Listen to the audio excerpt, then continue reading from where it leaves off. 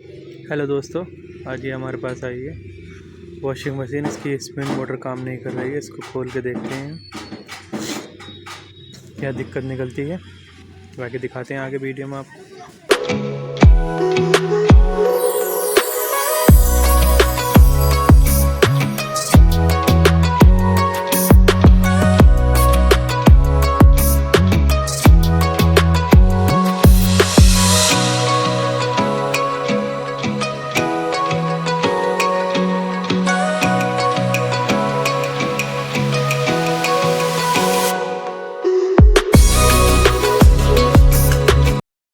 ये मोटर इसकी बिल्कुल गली हुई निकली।